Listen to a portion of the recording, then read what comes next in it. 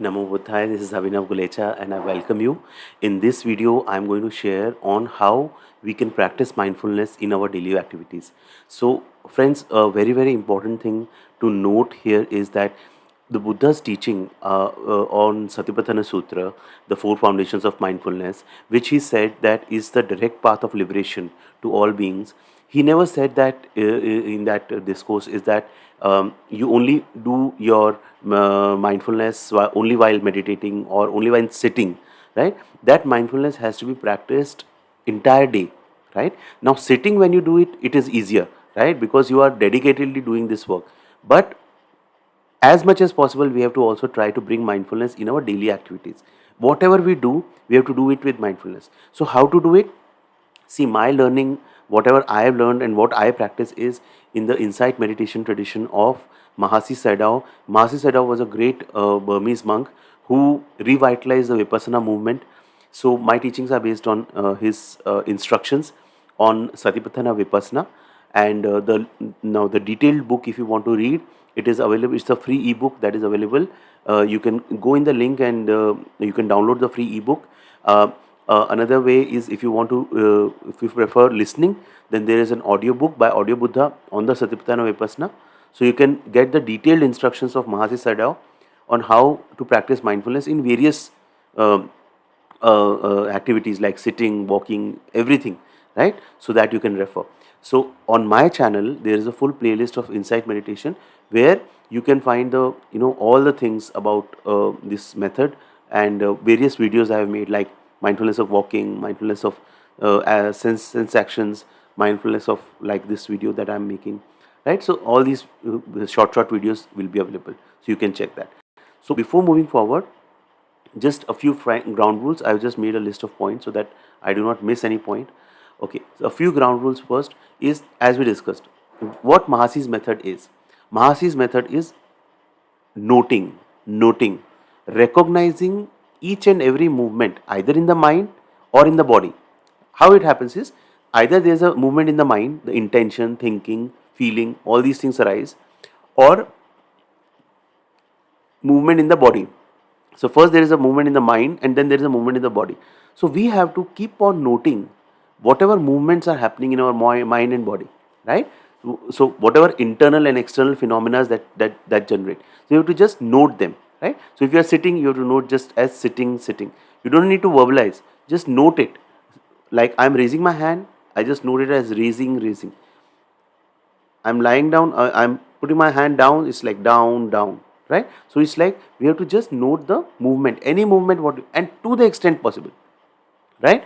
Okay, now do to the extent possible. Now, what Mahasi's the instructions were, like, the best way to practice it is in a retreat like environment. While, for example, if you are like a 30-day or 60-day retreat, where you are just going to do that only, right? So apart from the sitting meditation practice, you are eating food, or you doing your walking, so you can be very slow.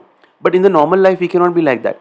So to the extent possible, you can do. It's not like you have to do it 100%, but even if you like doing 10% in your daily life, it will, you are building up that reserve of mindfulness in you, right? So don't feel bad if it doesn't happen, right? Now, as your concentration rises, then you will be able to note many movements. So first you will be able to note only one movement, like I'm walking, rocking, walking, and then you will be able to even note left step, right step.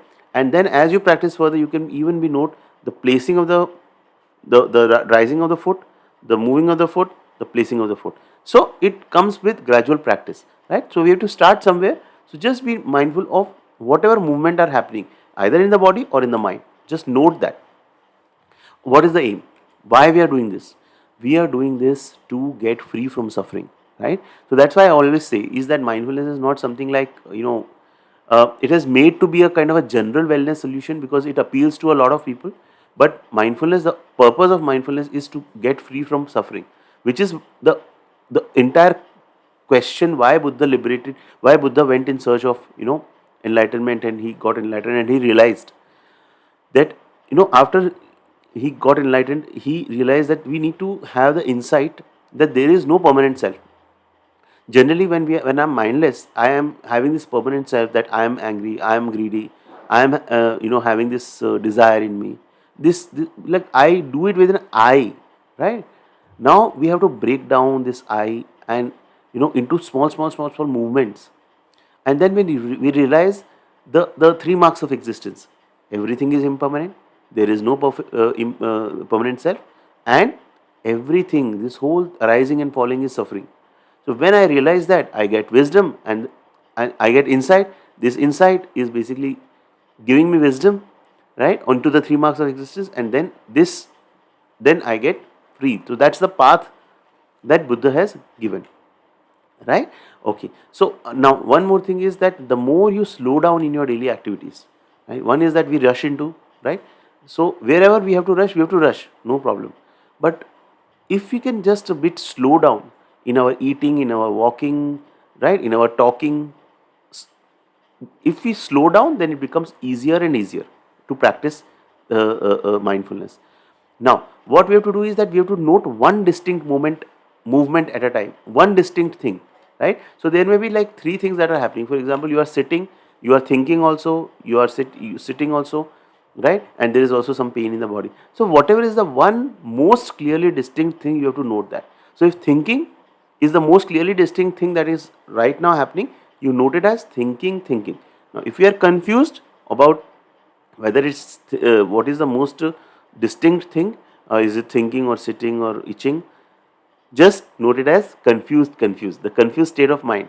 Note your state of mind as confused. The moment you note it, it gets vanished, the confusion gets vanished. Now one more thing is that if during the daily activities, if you don't have anything at one point, if you don't have anything else to note, come back to the rise and fall of the abdomen, right? That is always happening. If till the time we are breathing, till the time we are alive, our abdomen rises when we breathe in, and our abdomen falls when we breathe out. So the rising and falling of the abdomen is always there. So you can come back to that. That's like our refuge, right? That's our safe place, right? And in my very difficult time, as I said, in 2021, I was like near depression. Otherwise someone else would have even thought of committing suicide. This was my safe refuge, coming back to my abdomen and focusing on the in and out breath, right? Okay, so now we come to the activities, right? So this is basically all from the learnings from that book, Satipatthana Vipassana. The link is there in the description. You can read that book to get a complete insight. Best, I will suggest, take a printout of that book, right? I think it's 40-50 pages. Take a back-to-back printout and read it word by word, right? Okay, so sitting down. So Mahasi says that when you sit down, first there is when you're walking or when you're standing and you want to sit down, first there is this intention in the mind that comes about wanting to sit, right? Maybe you're feeling tired, right? So you can note it as tired, or wanting. And then when you move, you just note it as moving. And when you sit, you can just note it as, lying, sitting. And when you sit, you can again note it as sitting. The entire body, which is the entire frame of the body which is sitting, you can note it as sitting, right? So that you can note, and then once you are sitting, you can keep on noticing sitting, or you can note on the rise and fall of the abdomen, or if any other sensation or anything that starts to arise, you can note. This is our meditation, right? So you can note that. Now once you are sitting, then again, so what Mahasi teaches is that sitting is basically a play. Again, everything is a play of elements. So sitting involves a play of the air element. That means it's like a rubber doll which has been inflated. Lot of air is put in that rubber doll, and that it is erect. Similarly, we are erect because the air element is constantly being pushed into us, and then that's why we are erect. So like I'm working for 12 hours a day, and I'm doing my talking, everything, it's, and then there is, in later in the evening, I feel drowsy. What happens is the supply of the air element that has kept me awake has now been cut off, and so the drowsiness comes in, right? And then I lie down. So this is how the play of elements happen. There is no I there. There is no Abhinav. There is this just the play that happens. So we are just, I think, we are just puppets of that play that is happening in this creation. Don't think. So when we practice like this, we realize that everything is a play. and everything is impermanent. So why do I get attached with anything? It's just things are happening, arising and falling, right? Okay. So right, so you can either do sitting, or you can also just you can pay attention to your hips touching the chair, right? You can also be pay attention to that, right? Or rise and fall of the abdomen is the best. When you are sitting, rise and fall of the abdomen, just be aware. Do not change the movement of the breathing. Do not change the breathing. Just be aware. When you breathe in, abdomen rises. When you breathe out, abdomen falls. So that is sitting. Now when you want to get up, so getting up again, when you are sitting for some time and you want to get up, note it at wanting to get up, right? Wanting. Then this whole movement of the body to get up, getting up. Then when you've got up, you may want to walk. So wanting. Then walking. Even there, when you are doing the walking, you can bring your attention to the left step, right step, or if you're walking quickly, you can just notice as walking, right? So there's a detailed video I have done on mindfulness of walking. There you can get detail into how exactly you have to do mindfulness of walking. So that contains much more in detail. So I will not talk it about here. You can listen there. Then lying down. Okay, for example, you have worked for like 12 hours in a day. Now you feel like tired and lying down. So you can note it as tired, wanting to lie down. Just wanting. Just note it mentally as wanting. When you are lying down, just note your movement of the body as you lie down, right? As you lie down, just note the movement of the body. Now, when you are lied down, just if you make any movements of your body, just note the movements of the body, right? So there is a story about Ananda, the closest disciple of Buddha. How he got enlightened is there's a beautiful story. I'll cover it another video. And he, in the process of lying down, he got enlightened. So Mahasi says very important thing is that don't think that all these small acts are like trivial, right? There is no triviality. If you are mindful even in the small acts, enlightenment can happen any moment.